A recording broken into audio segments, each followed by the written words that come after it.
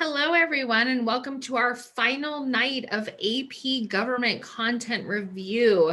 I am Liz Evans. I'm the Regional Programs Manager here at the Bill of Rights Institute that is putting all of this on. Hello, everyone, and welcome to our final... I had a little back feed there. We're so excited to have you tonight. We're talking about mass media and political campaigns. Again, I'm Liz Evans. I'm going to be running the chat, so keep me company. There was a lot of really good questions last night, and I like hanging out with you guys. I am joined by Paul Sargent, who is a very familiar face around here. Paul is a AP government teacher in Hershey, Pennsylvania, and we are going to waste no time. So take it away, Paul. All right, well, thanks, Liz. Well, welcome to the last night of AP Gov Content Review.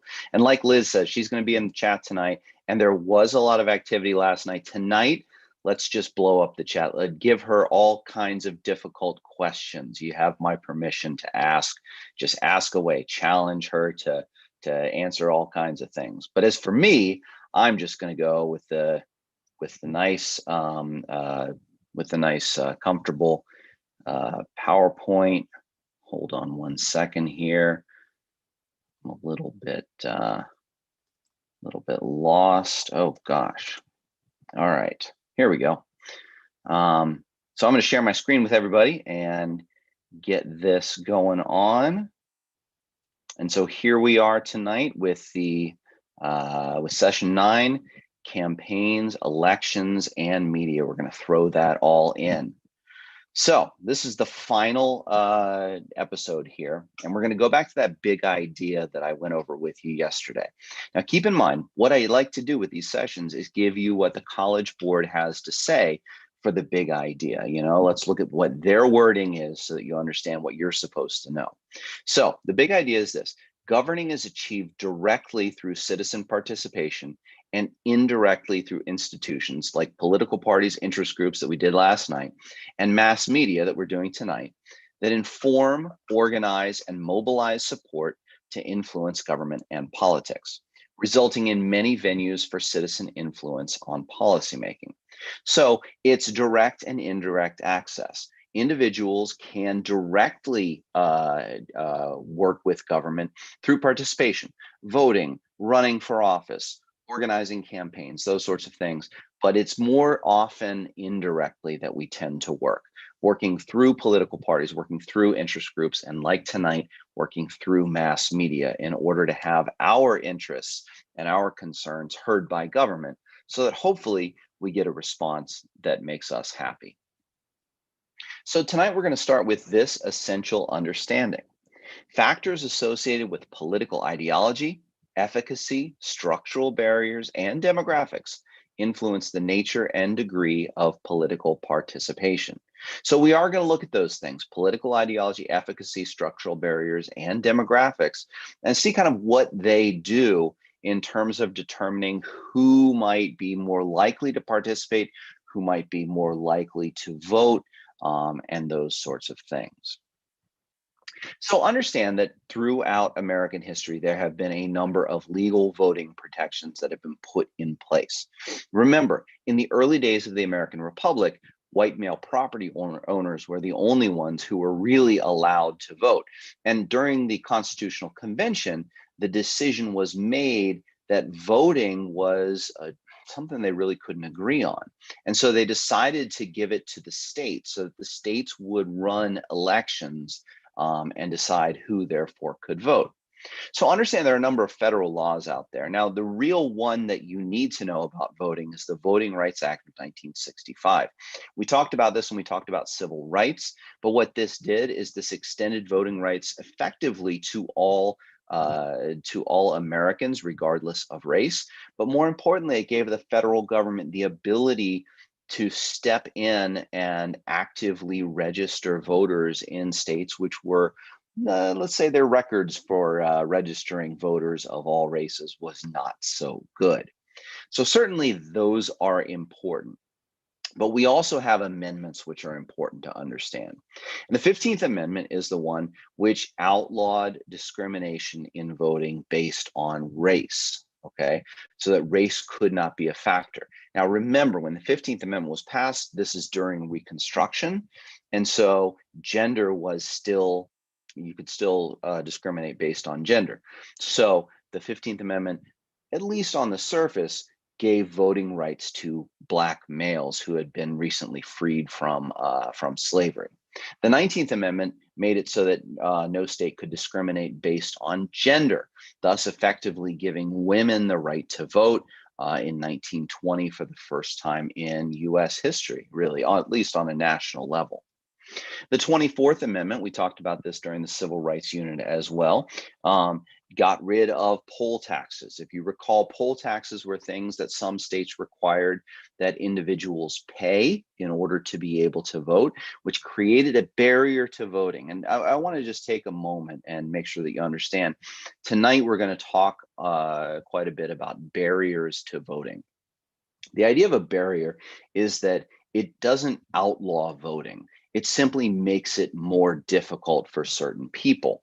And, you know, it's a little bit less, it's less intrusive than outlawing it for certain groups of people, but it's often no less effective. So, barriers which are designed well, I guess, for lack of a better term, not that I think that this is a good idea, but that are effective, are going to really work like outlawing voting. And the 27th Amendment lowered the voting age to 18 years old. This was a real controversy during the Vietnam War, when males as young as 18 were being drafted to go in to fight overseas, and yet were not given the right to vote.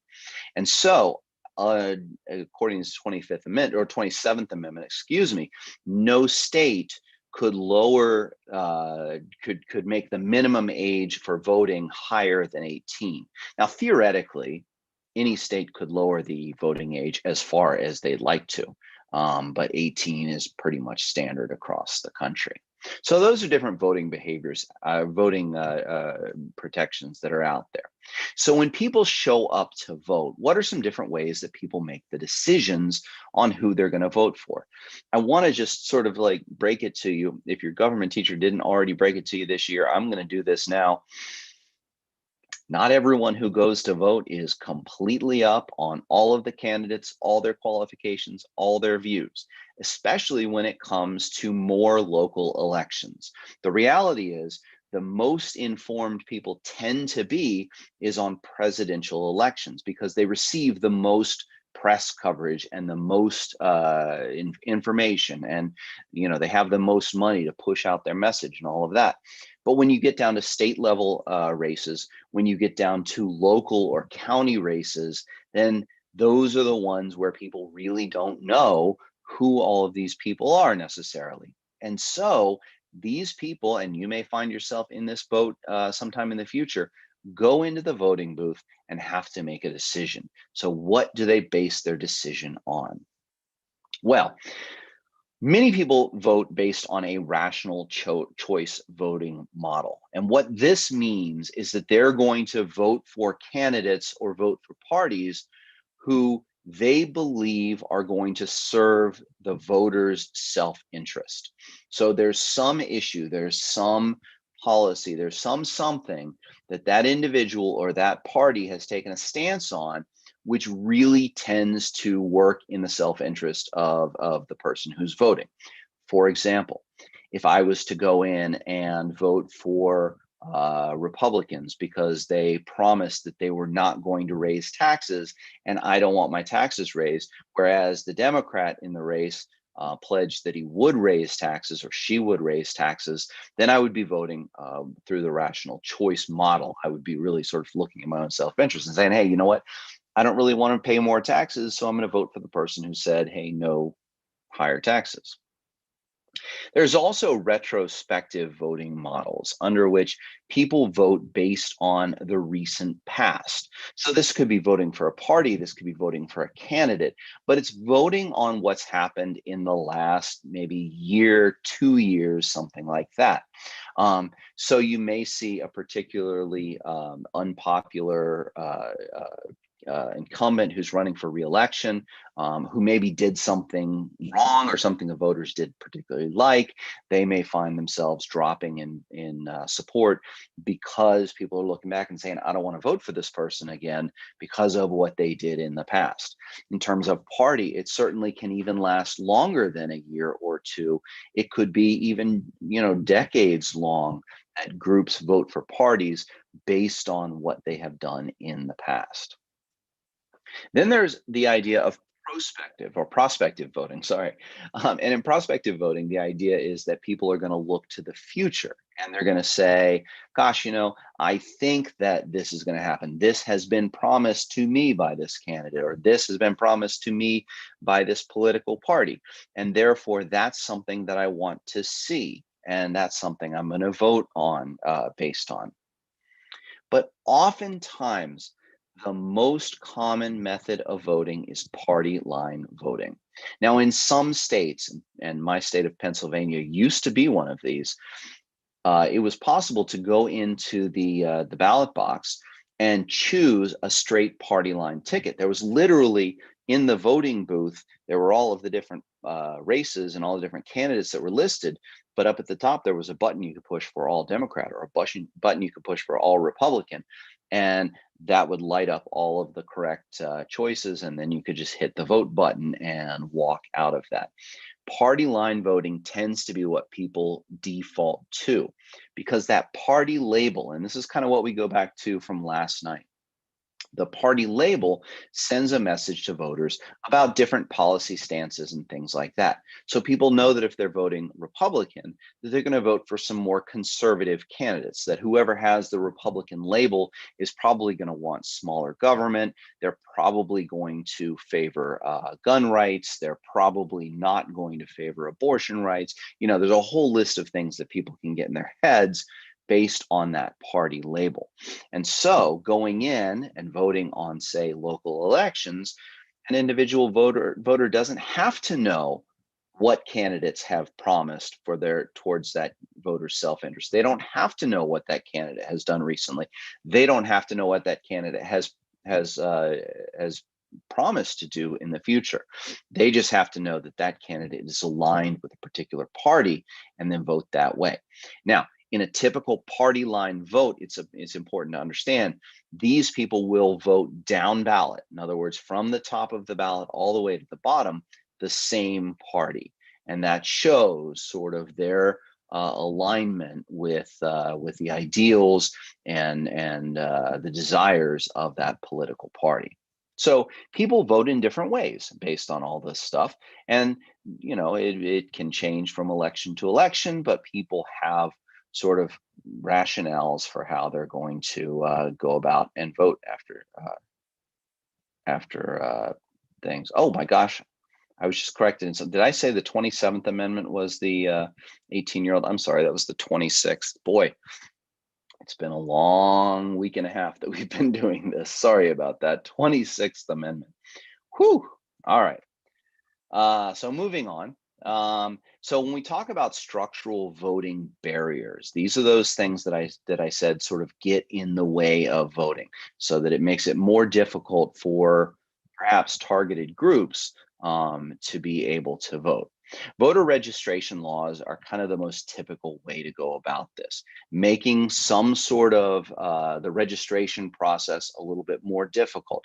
Gosh, some people even say that just having registration laws is a barrier to voting.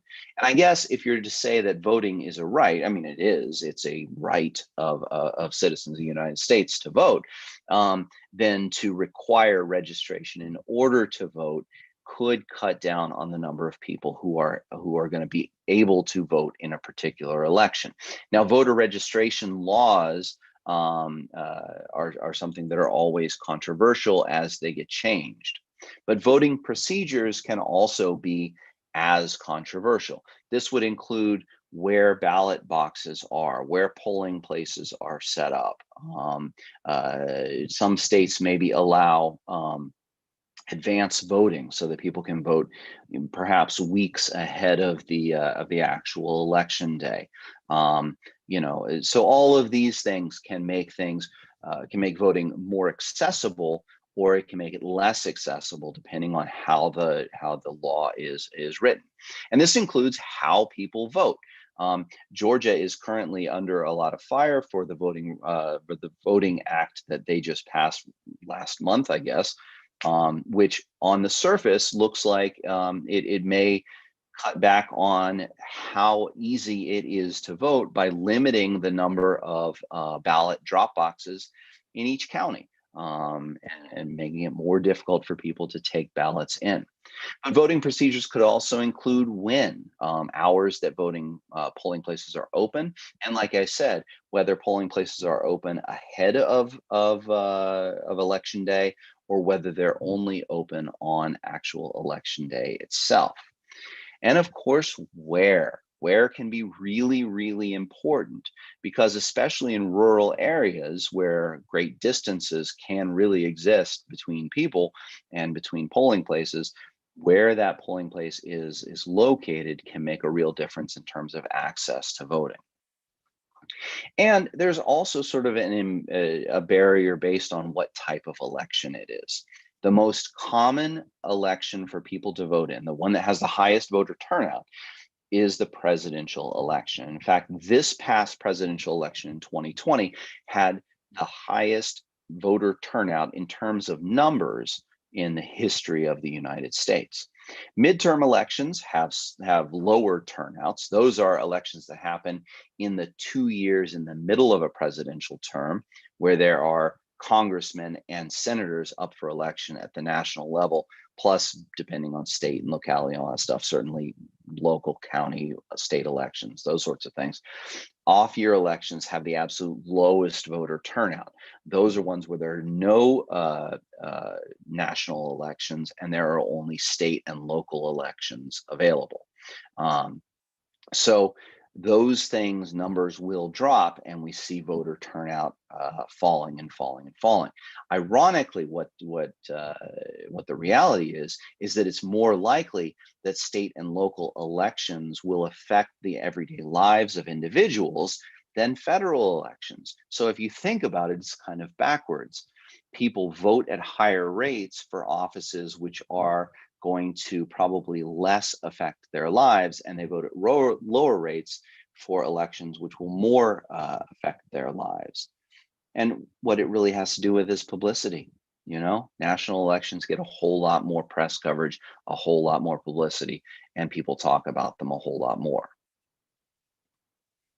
So what is it that makes people likely to vote? Well, this is an incredibly complex question. And for any given individual, their likelihood of voting is going to involve all kinds of factors, including their schedule that day, their job, their reliable car, lots and lots of things. But we're talking about statistics, and when people are looking at voting patterns and behavior, those sorts of things are just, you got to throw them out. So we tend to generalize when we talk about the likelihood of voting. Most political sciences say that it's the degree of political efficacy that an individual has that most determines how likely they are to vote. And that's simply the belief that government responds to the voter concerns. It makes sense. If an individual believes that the government is responsive to the concerns of voters, they're going to be more likely to vote. But if they think government doesn't listen to the people, well, then they're going to be less likely to vote. That doesn't mean they're not going to vote. It doesn't mean that these people are going to vote, but, more and less likely. But demographics also come into play here, and these represent trends. Now, keep in mind, I want to be very careful to say here that demographics do not determine likelihood of voting. However, demographics align with voting patterns. And so we can make general statements based on those sorts of demographics. So in terms of race, white Americans are the most likely to vote based on race. In terms of age, there's a progressive likelihood, so that the youngest voters are the least likely to vote, and the oldest voters are, or at least the oldest voting group, say 65 and up, is the most likely to vote. So people, as you can understand, people are more likely to vote the older they get. They get more involved in society. They pay more attention to politics, those sorts of things. Gender is also a little bit of a factor here. Women vote at slightly higher rates than men. It's not very high rates, but slightly higher rates than men. Education is also reflective of this, so that we find that people with lower education levels tend to vote at lower rates. People with higher education levels tend to vote at higher rates. And when I say higher rates, what I mean is that a greater percentage of those people will show up to vote in an average election. And income works the same way. People with low incomes are less likely to vote, and people with higher incomes are more likely to vote. So for all of those, race is the one which doesn't quite fit in. Well, race and gender, I guess, don't quite fit into this, but for age, education, and income, you can see that there's a gradual. The lower the number, the lower the age, the lower the education, the lower income, the less likely to vote.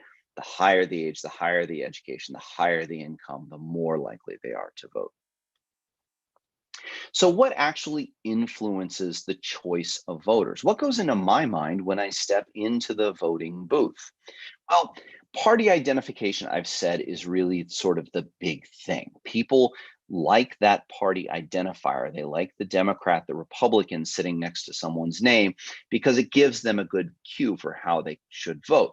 As I said, if people are more liberal, if their ideology is more on the liberal side, then they're going to be more likely to vote Democrat. If people are more conservative in ideology, they're going to be more likely to vote Republican. That can shift if there's a particular person who may cross party lines. Donald Trump is a good example of this. Donald Trump, for some conservatives, made them really want to vote for him.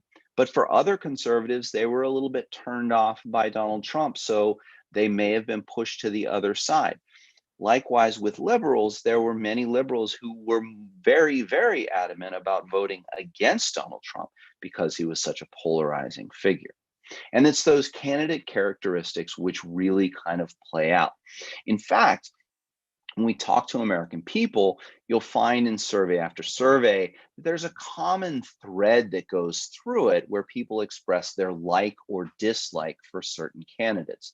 And a lot of it's based on personal characteristics. One of the things that we heard a lot in the 2016 election was that people liked voting for Donald Trump because they felt that he told it like it was. They didn't really hold back, and they wanted a politician who didn't speak like a politician and really sort of said what he felt. And people can get behind that sort of things. Contemporary political issues are also important. This past election, coronavirus certainly was an overarching political issue, which drove a lot of the discussions, and which may have driven a lot of people to make their decisions on who to vote for. Religious beliefs can also play into this, especially if there's a particularly divisive issue in which candidates come down on different sides. Maybe it's an abortion issue, or maybe it's some other issue that has to do with religion. Religious beliefs can drive people at the ballot box as well.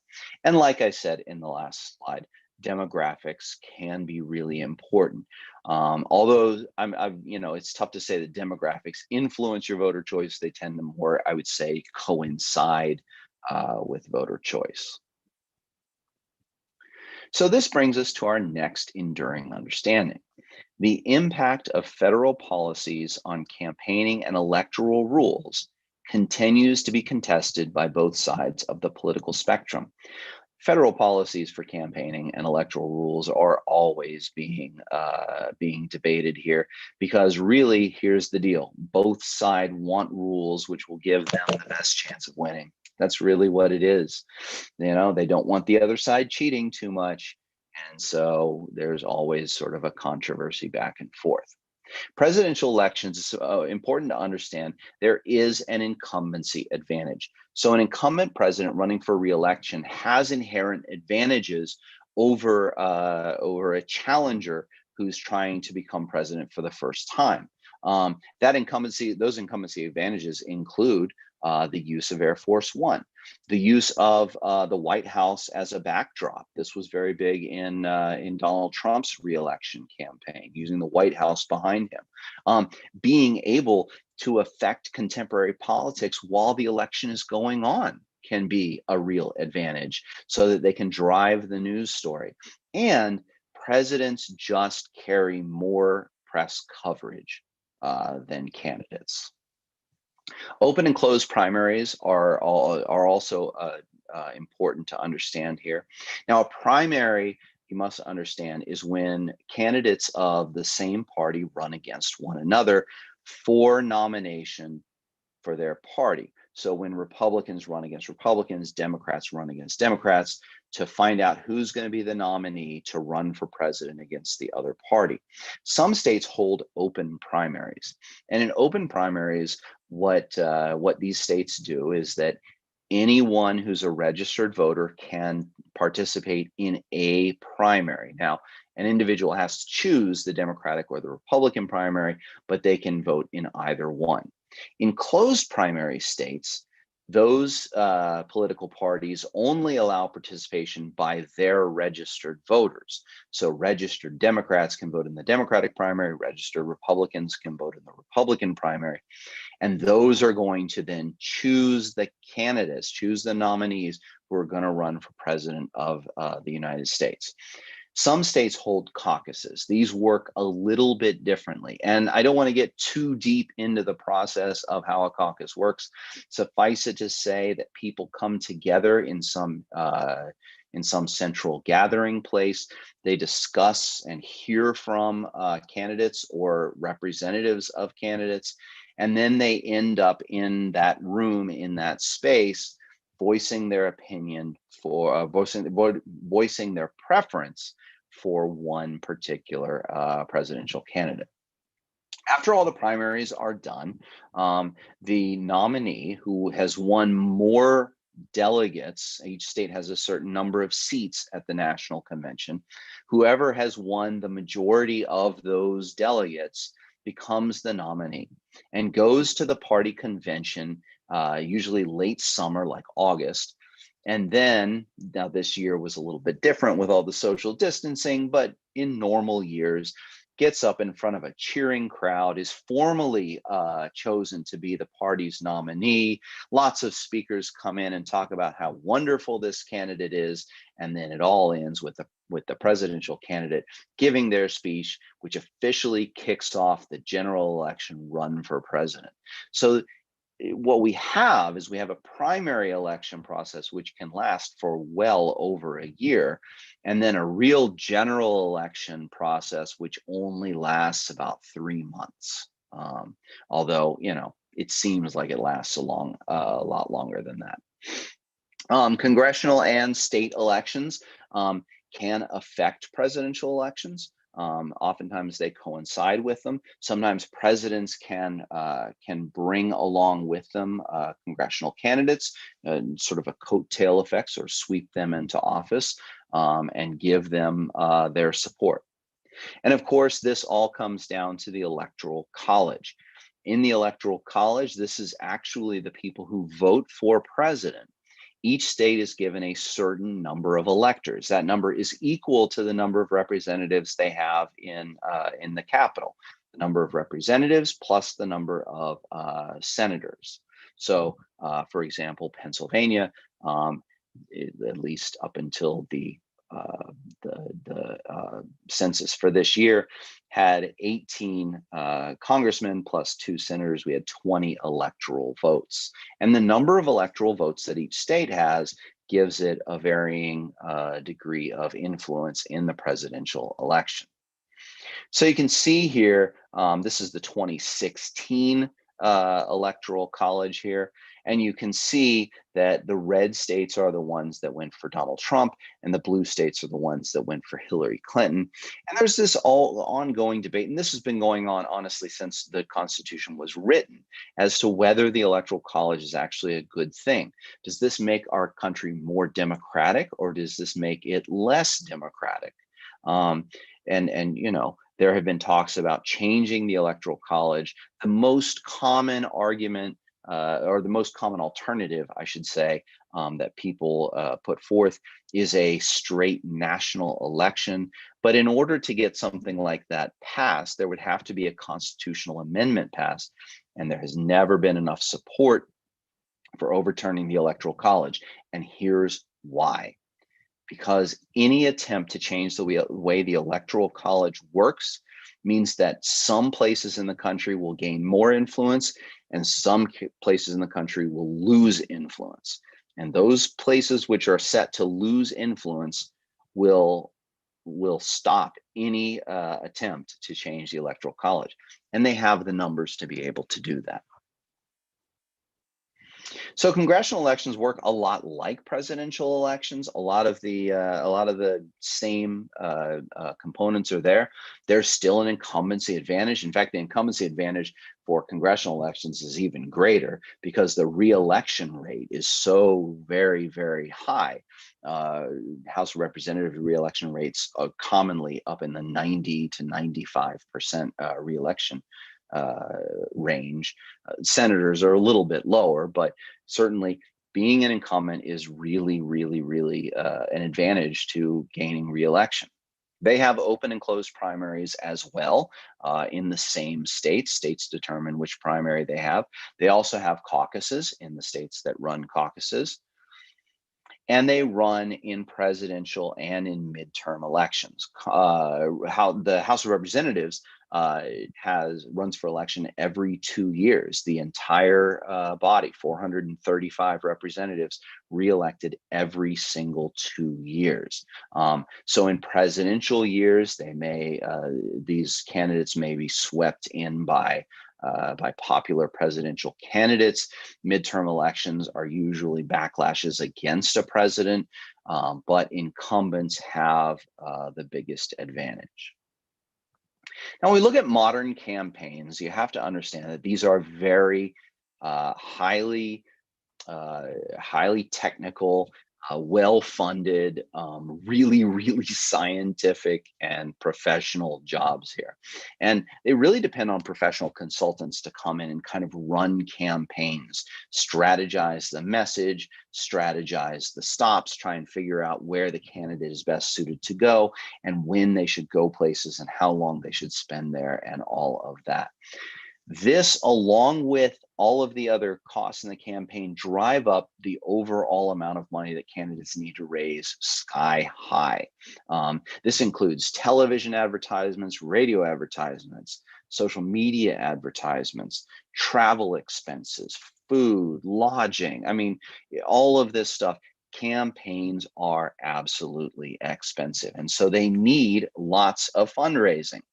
So the problem that we run into is that if candidates and campaigns need a huge influx of cash in order to be able to actually just run a competitive campaign, how do you make sure that that cash doesn't bring with it corruption?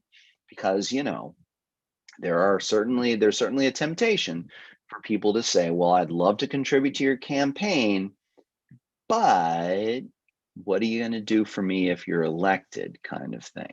So fundraising is really important, and it becomes more and more important and more expensive as election cycles get longer and longer and longer and longer. The modern election cycle for president of the United States is about 2 years at this point. So that presidential candidates are really on the campaign trail about 2 years before election day. And as that draws out, you can imagine tons and tons of money are needed. Social media is a really relatively new phenomenon in the campaign system. The benefits of it are that social media is a lot cheaper than traditional media being television, radio, those sorts of things, much cheaper for social media, but it's also much more targeted. So if you think about it, if Joe Biden needed to put an ad out there to try and target, let's say, urban voters, he could buy airtime on television channels in urban areas, and that would cost a lot of money, and it would just sort of be throwing a message out there. But targeted social media marketing, makes it so that presidential candidates can only have their message show up to people who fit a set number, a set of criteria. So, I mean, it can be so intricate that Joe Biden could advertise to urban voters in 12 urban, urban areas outside in 12 cities, basically, who are between the ages of, and I'm just making this up, between the ages of 25 and 40 with an average income under $100,000, and be pretty good so that social media ads would only show up for those people, which is an incredibly powerful tool.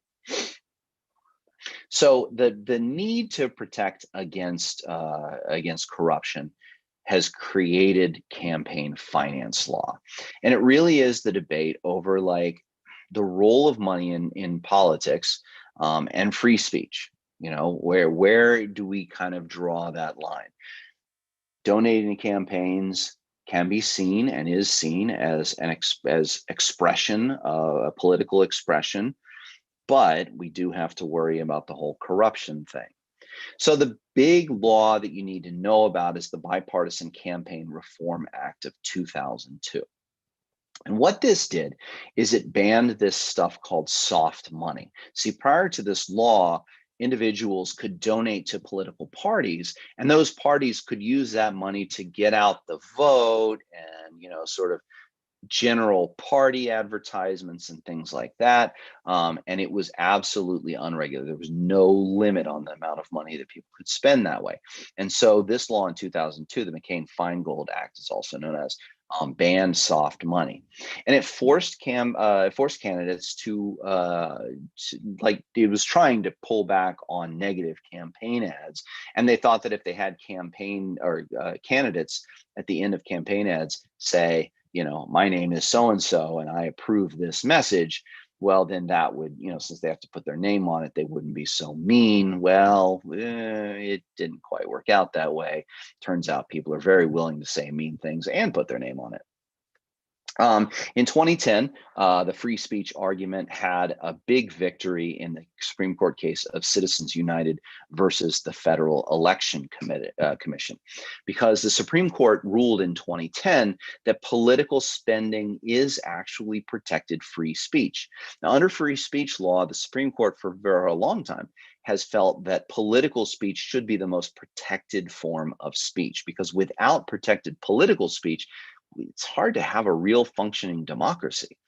And so they put campaign spending down there as protected free speech. And they said that corporations, associations, and labor unions could all qualify under free speech to have their free speech protected, and thus their political spending protected.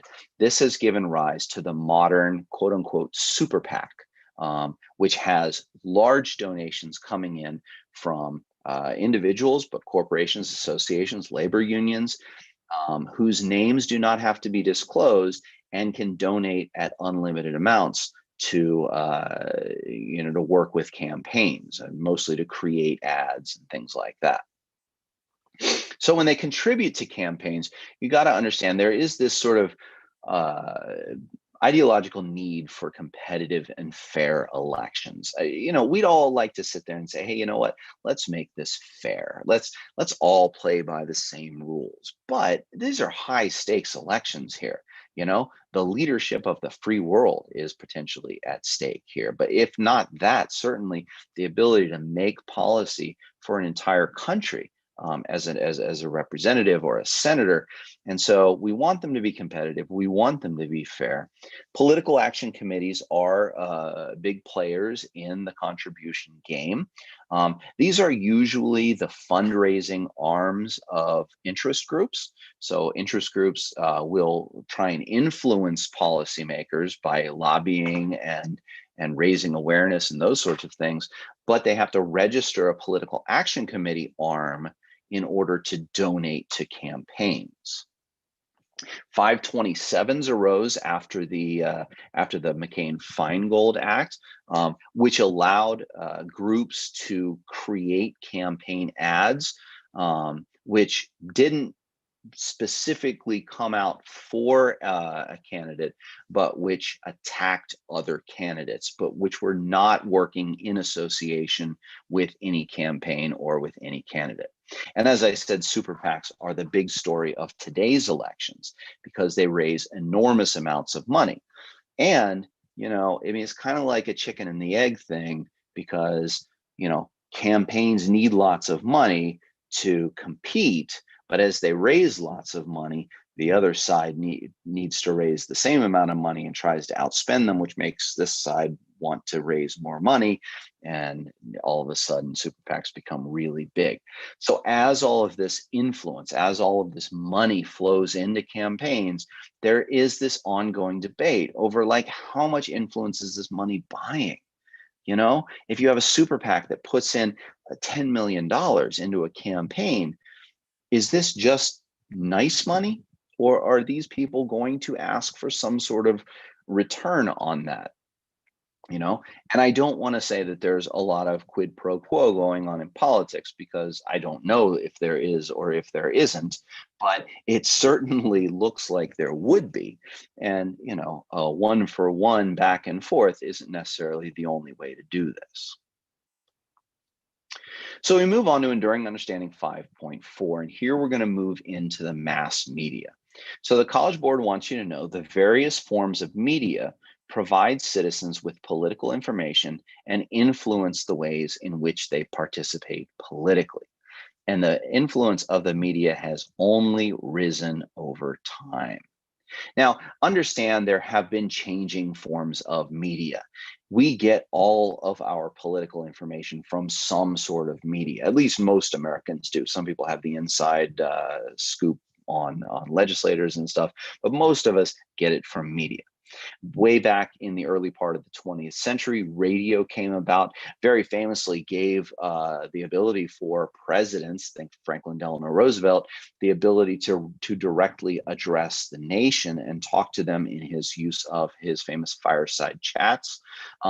Television media then came into being after World War II, like in the 1950s, and this gave people a visual look into news, and also candidates could use television in order to speak to individuals.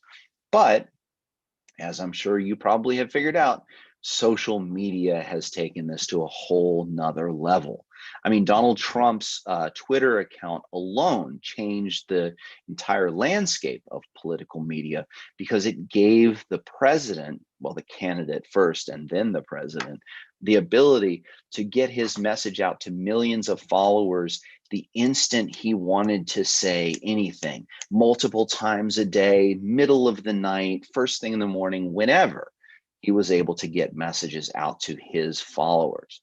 So as we pay attention to different forms of media, we're going to get information about politics. And it's also, become very dependent on which source of media we follow. Some channels are accused of being more liberal, like CNN and especially MSNBC. Some channels are accused of being more conservative, like Fox News. And watching one of those channels is going to tend to drive people's viewpoints, people's opinions in a certain direction based on the information that they get. So how much does media impact elections? Well, there's a 24-hour coverage of elections starting very, very early on. But certainly as we get towards an election, this ramps up. 24-hour media going all the time. People can read the latest thing every single moment. And so campaigns not only have to fill that void with things for the media to write about, but they're constantly having to react to stories that the media puts out about candidates or the newest poll or anything like that.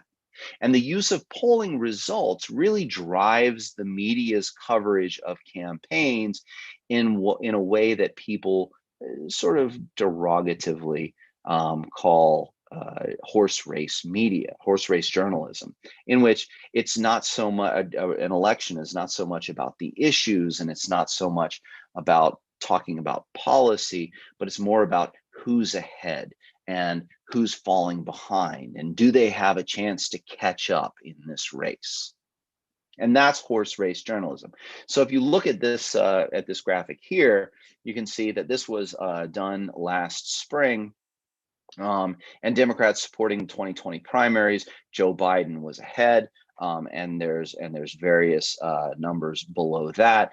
But this poll comes out, and then the campaign of Kamala Harris has to respond to why she's doing so poorly, those sorts of things. And so it really results in kind of shallow coverage. There's not an in-depth coverage of issues. And so individuals people tend to be less informed on issues and more informed on who's kind of running ahead and what maybe the latest scandal of the campaign is. So when you look at media and politics, they really have an impact on political participation, because media can sort of drive the urgency of people up so that they feel more compelled to vote or less compelled to vote. If their candidate is very far ahead, for example, people might decide that they don't really need to go vote because this person has already won. Their candidate's way behind, they may also decide they don't want to vote because what's the point? He'll never catch up, kind of thing. But there is an increasing demand for information. And anyone who scrolls through their Twitter feed or goes to their news feed or whatever understands that we're always looking for as much information as we can, and that void has to be filled by media organization. So the media then broadcasts to a wide diversity of audiences and uses its bias in order to drive its stories, or maybe more fairly to the media, its bias is exhibited in the stories that they run or they don't run. So what you have here on your right is a graphic that shows a study that looked at which news outlets are more biased to the left and to the right, and which one are less biased. So the least biased news organization that was studied here is PBS News, followed by the AP and NPR. And then when you get down to the most biased, you'll see MSNBC, Breitbart News, and Fox News are the most biased. So that media bias is of course going to then show through in the coverage that those media outlets have, and it's going to be reflected in the opinions of the people who watch those news broadcasts. So if you have someone who's a Fox News watcher or someone who's an MSNBC watcher, they're going to be very heavily opinionated towards one side or the other. The Fox News watcher is going to be very heavily opinionated towards the Republican side.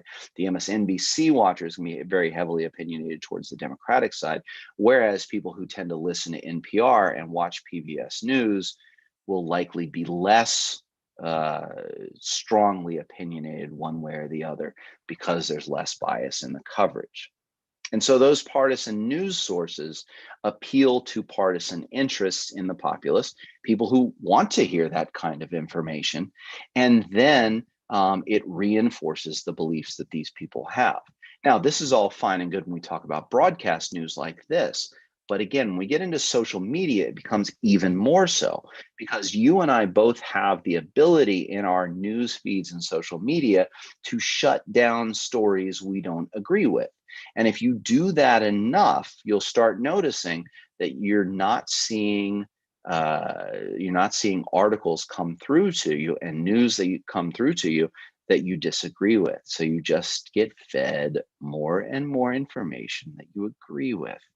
And that's good for the social media companies because you're more likely to click on things that you agree with. But is it likely to get a good debate going in America? Probably not. So speaking of debate, what does this have on political debate? Well, we can say that there is an absolute increase in the number of media choices we have as Americans. There has never been more information. There have never been more outlets than we have today. But a lot of those outlets are ideologically oriented. So especially when you look at podcasts, when you look at online sources, things like that, they tend to be right wing or left wing. It's very hard to find balanced sources. And so people who follow ideologically oriented programming are going to be fed more of that ideology on a constant basis. But this is driven by consumers. Understand that these media companies are out there trying to earn a profit. And so they're delivering news which they know will cause clicks, which will bring them advertisers, which will bring them money. And so it's really about earning money by reinforcing people's beliefs, making people feel good about what they already believe, making people feel angry at the other side, and make a lot of money along the way for a media corporation. And it brings into question the credibility of sources and information. And as we move further into the 21st century, I think this is only going to become more and more of a concern, because the money that's available to be made on this stuff can be a real temptation to maybe get away from great journalism and maybe just give people things they might want to read. And so increasingly, it's incumbent upon us as informed individuals in society to make sure that our news sources and the information that we're bringing in, and especially the information that we're passing on to others, is credible, that it's true, that we're not being fed misinformation or disinformation, and that we're being an honest part of an honest political process. So that's really all I have for you on elections and media tonight. And that's all I have for you for this year's AP Gov review with the Bill of Rights Institute. Now, you guys are going to be taking the exam. I know you're getting a little bit nervous about it, but hey, you have been working hard at this all year, and this is just the final push. So give it your best. Good luck on the exam. And these broadcasts are always here for you to watch if you want to come back and review any of this material. So Liz, I'm going to kick it back over to you and BRI Central. Thank you so much for being with me for these. Yes, thank you. We had a lot of really great questions in the chat. I think Citizens United is one of those court cases. It just gets a little confusing, but hopefully we did it justice. There are 9 total content webinars you can go back to.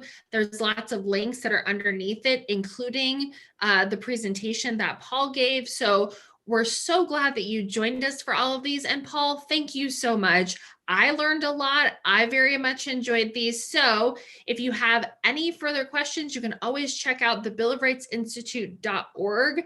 We have lots of lessons, lots of review videos for you.